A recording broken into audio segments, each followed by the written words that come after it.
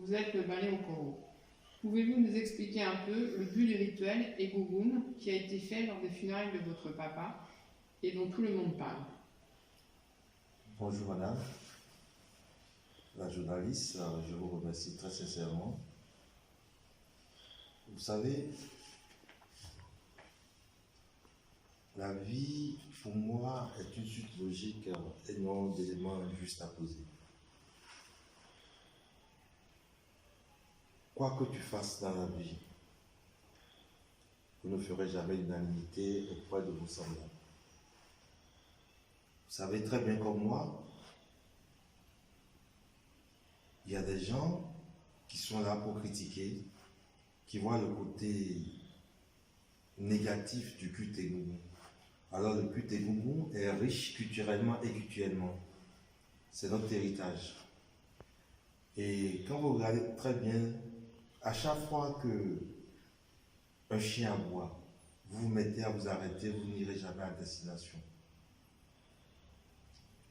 Ce rituel qu'on a eu à faire à mon papa est très important pour les dignitaires du culte Egungun. C'est une manière de faire sortir le défunt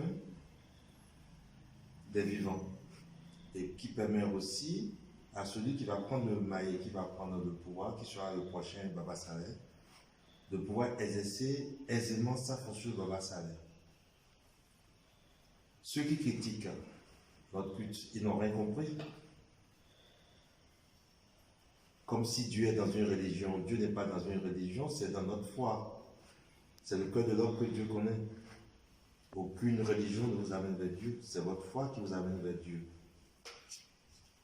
Ceux qui parlent du diable, qu'ils ont diabolisé le culte Egungun, je leur concède ça. Le diable est qui? On peut distinguer Dieu du diable, mais on ne peut pas le dissocier, c'est l'équilibre dans la vie, madame. Et moi, je suis très heureux d'appartenir à ce culte qui fait la fierté de notre tradition, qui fait partie des us et coutumes de notre tradition. Pouvez-vous nous dire ce qu'est le culte Egungun? Le culte Egungun veut dire osman en Yoruba. Osman. Egungun, osman.